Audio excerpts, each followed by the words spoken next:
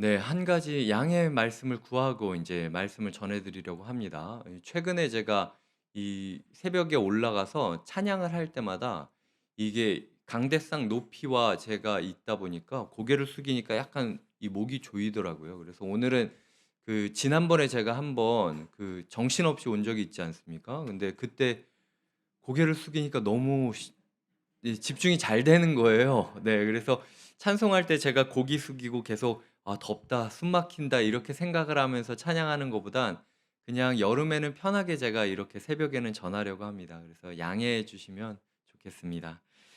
이 8장 5 절을 먼저 저희가 한번 볼 텐데요. 8장 5 절에 보면 이르시되 니은이라고 표시된 부분을 보면 "삼가 모든 것을 산에서 내게 보이던 본을 따라 지으라 하셨느니라."라고 하면서 출애굽기 25장 40 절을 인용하고 있습니다.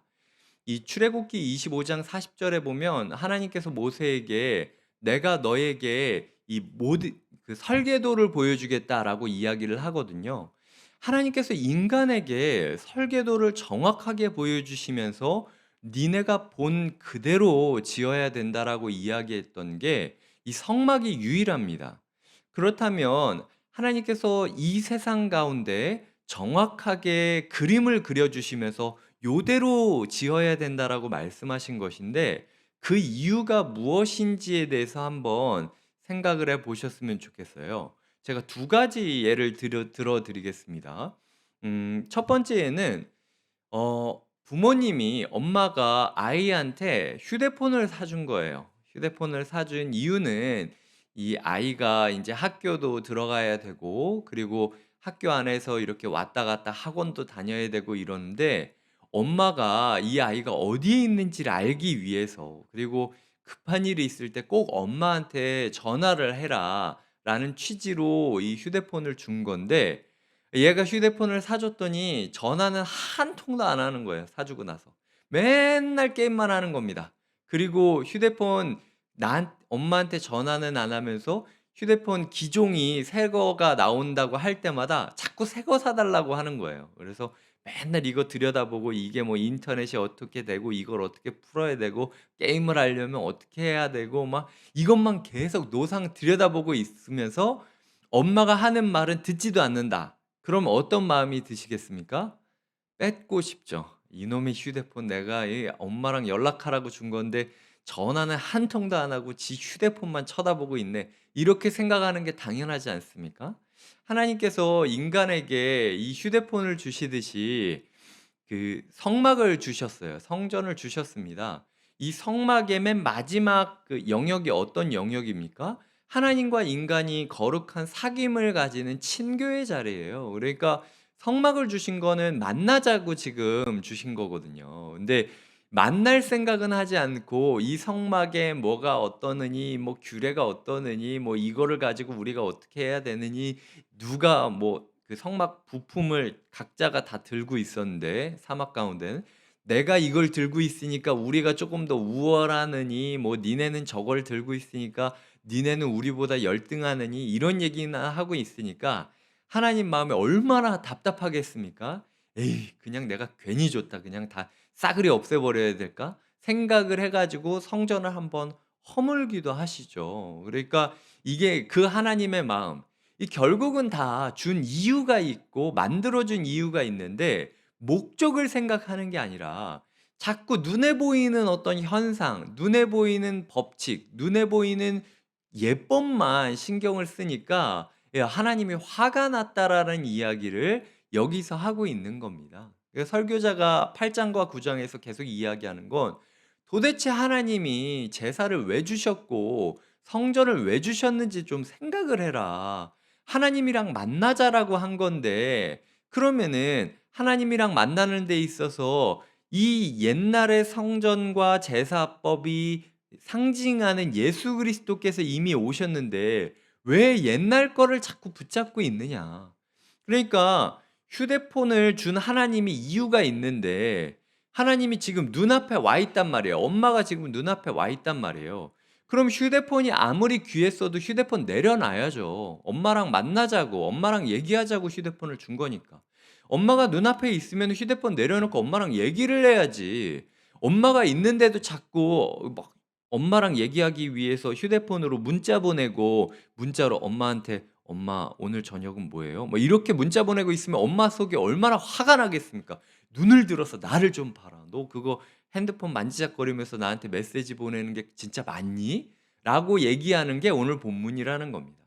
두 번째는 부모님이 우리에게 집을 분양받아 줬다라고 한번 생각을 해 볼까요?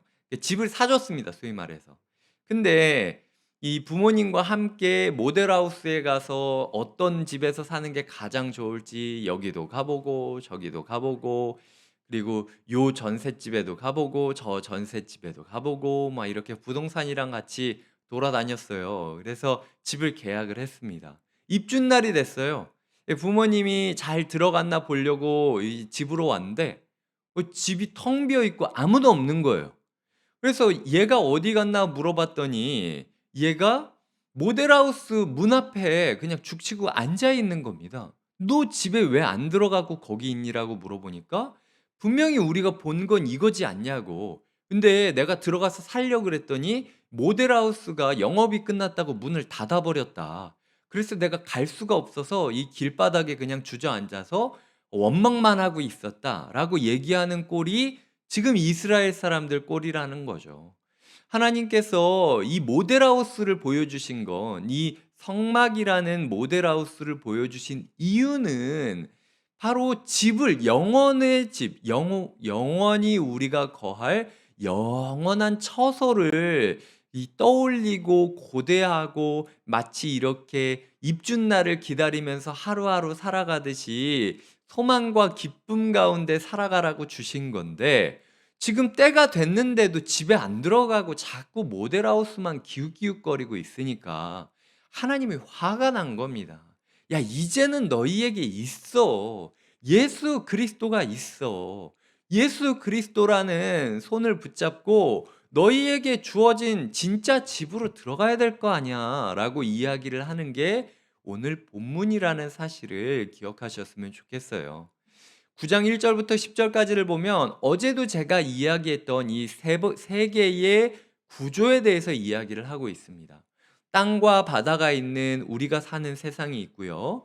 예배하는 사람은 이 땅을 딛고 살아가지만 예배자에게는 하늘을 맛볼 수 있고 하늘을 엿볼 수 있는 그 권세와 기쁨을 하나님께서 허락을 해 주셨어요. 그래서 예배 텐트에 들어가면은 두 개의 그 문이 있는데 하나의 휘장을 열면은 그 성소라고 하죠. 2 절에 보면은 첫 장막, 그 성소 안에는 등잔대, 어 하나님께서 우리에게 빛이 돼 주실 것이다.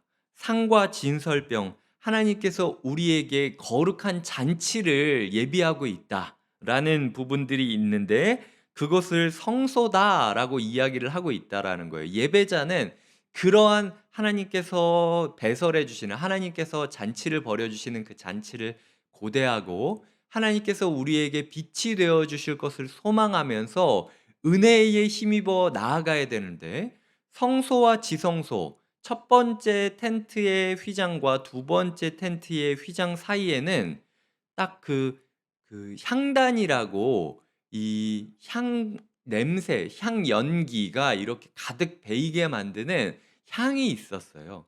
근데 그 향을 신약 성경에서는 기도라고 표현하고 있거든요, 요한계시록에는. 성도들이 하는 기도를 이 향내라고 하는 거예요. 그러니까 하나님께서 예배하는 자에게는 이 땅에 살고 있지만 천국을 맛보게 해 주시는데 하나님께서 우리의 어둠 가운데 빛이 되실 것을 꿈꾸게 하시고 하나님께서 우리가 사망의 음침한 골짜기로 다닐지라도 우리에게 원수의 앞에서 우리에게 잔치를 이 열어 주실 것이다라는 그 소망 가운데 우리가 기도를 통하여 하나님과 거룩한 사귐을 누릴 수 있게 만들어 주신다라는 겁니다. 그 거룩한 사귐을 누리기 위해서 신비의 영역인 두 번째 텐트를 들어가면 그 텐트 안에 보시면은 4 절입니다.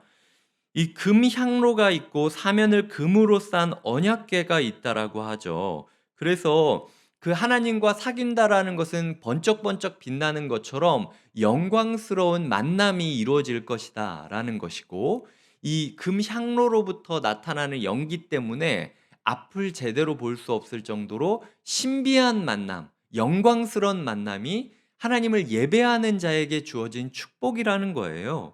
근데 그 만남 사이에서 기억해야 될 게 세 가지가 있는데, 네 가지가 있는데, 하나는 그 언약궤 안에 만나가 있고 아론의 쌍난 지팡이가 있고 언약의 돌판들이 있고 그 위에 죄송합니다. 그 위에 돌판을 덮어서 이 속죄소를 삼은 다음에 거기다가 피를 뿌려야만 그것을 그 대속죄일 예배를 드릴 수 있었다라는 거예요. 그러니까 첫 번째로 말했을 때 만나를 넣은 이유가 무엇입니까? 하나님과 거룩한 사귐을 어디서부터 시작할 거냐면 하나님이 하늘에서부터 무언가를 보내주셔서 하나님께서 만나를 보내주시고 만나를 받아먹게 하셨듯이 하늘로부터 오는 어떤 공급해주는 공급처를 통해서 우리에게 생명을 주실 것이고 그 하늘로부터 오는 그 영원한 생명의 떡이 아론의 쌍난 지팡이처럼 아론의 쌍난 지팡이가 뭡니까? 죽어있는 나뭇가지 같았던 아론의 지팡이 가운데 하나님께서 갑자기 이 생명력이 갑자기 없었던 싹이 트게 하심으로써 죽어갔던 거의 시체와도 같은 나무떼기 같은 우리 인생 가운데 부활의 생명력을 통해서 하나님께서 대제사장직을 이루시겠다는 약속이었거든요. 그러니까 하늘에서 오시는 만나가 있는데 그 만나가 정말로 우리가 보기에는 나무 토막 같은 시체와도 같은 모습이 되겠지만 그럼에도 불구하고 그 가운데 부활의 생명력이 움트게 될 것이고 그게 이 두 돌판이라고 하죠. 그 하늘로부터 내려온 생명이 죽음과 부활을 겪음으로써 우리가 살아갈 교훈, 우리가 걸어갈 길, 우리가 깨달을 진리가 되셔서 길과 진리와 생명으로서 존재하게 될 것이다. 이 모든 일이 이루어지기 위해서는 그 돌판 위에 피가 뿌려지듯이 거룩한 피가 뿌려져야만, 영원한 피가 뿌려지는 자기 희생이 있어야만 이루어지게 될 것이다라는 게 하나님과 누리게 될 그 신비한 사귐, 영광스러운 사귐의 핵심이었어요. 근데 지금 이 히브리서 설교자가 이야기하는 거죠. 야, 이렇게 예수 그리스도의 일생을 표현하는 상징물이 어디 있냐? 근데 너희는 이 상징물을 귀로 들었으면서도 불구하고 예수님이 눈앞에 와 있는데 아직도 휴대폰이나 만지작거리면서 이걸로 예수님이랑 이야기를, 하나님이랑 이야기를 하겠다라고 그 문자를 적고 있니? 이제는 덮어. 그게 필요한 게 아니야.